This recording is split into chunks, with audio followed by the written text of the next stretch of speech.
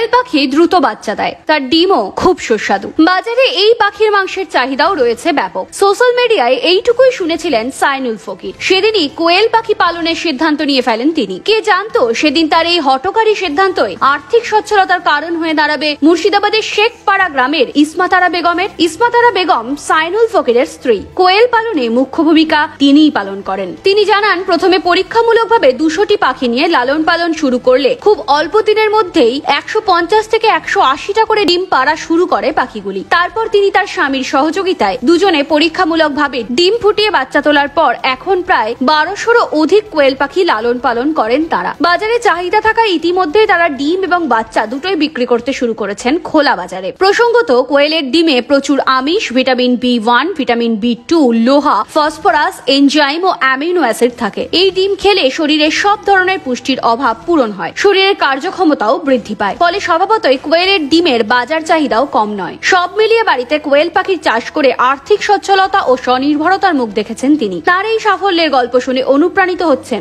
আশেপাশের অনেকেই। এনবিটিভির সঙ্গে নিজেদের অনুপ্রেরণামূলক অভিজ্ঞতার কথা শেয়ার করেছেন সাইনুল ফকির ও তার স্ত্রী ইসমাতারা বেগম। ইসমাতারা আমাদেরকে জানান, তিনি তার যাত্রা শুরু করেছিলেন মাত্র একটি পাখি নিয়ে, আর এখন তার কাছে প্রায় 1200 পাখি রয়েছে। তিনি জানান, একটা বাচ্চা পাখি নেওয়ার কিছুদিন পরেই সেগুলি ডিম দেওয়া শুরু করে, যা খুবই উৎসাহব্যঞ্জক। এখন তারা একটি নার্সারি তৈরি করেছেন, একথাও জানান তিনি। নার্সারি থেকে তারা কোয়েলের ডিম ছাড়াও কোয়েলের বাচ্চা সরবরাহ করেন। তাদের নার্সারিতে কোয়েল ছাড়াও সোনালী মুরগি পালন করা হয়। তিনি জানান, তিনি তার পাখি পালনের অভিজ্ঞতা সবার সঙ্গে ভাগ করে নিতে চান, যাতে আরো অনেকে তার মতো একই পন্থায় আর্থিকভাবে স্বাবলম্বী হতে পারেন। এই পাখি পালন করতে খুব বেশি পরিশ্রম করতে হয় না। ঘরের সাধারণ তাপমাত্রায় পাখিগুলি থাকতে পারে। খুব কম খরচে পাখিগুলি পালন করা যায়, আর তাই আশেপাশের মানুষ উৎসাহের সঙ্গে প্রতিদিন দেখতে আসছেন ইসমাতারাদের নার্সারি। তারাও মুক্ত মনে সবার সঙ্গে নিজেদের সাফল্যের গল্প ভাগ করে নিচ্ছেন বলে জানান সেখানে দেখতে আসা মানুষজন। আমি একদিন ইউটিউবে হঠাৎ করে দেখি যে কোয়েল বলে একটা পাখি, বার্ড আর কি। তো সেখান থেকে অনেকে দেখি উদ্যোগ নিচ্ছে যে ওই কোয়েল নাকি ভালো ডিম দেয় এবং ওর মাংস নাকি খুব স্বাস্থ্যের পক্ষে খুব উপকারিতা। তো সেখান থেকে আমি একটা পাখি নিয়েছিলাম। একটা পাখি নিয়ে 2-3 দিন পরে আর কি ডিম দিল আর কি একটা। তখন আমি ভাবলাম যে একটা নিয়ে কোনো কাজ নেই, বেশ কিছু পাখি আমি নিয়ে নিই।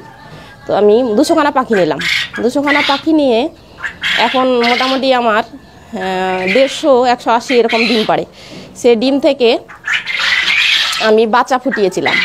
বাচ্চা ফুটিয়ে মোটামুটি এখন আমার 1000-1200 এরকম আর কি বাচ্চা রয়েছে।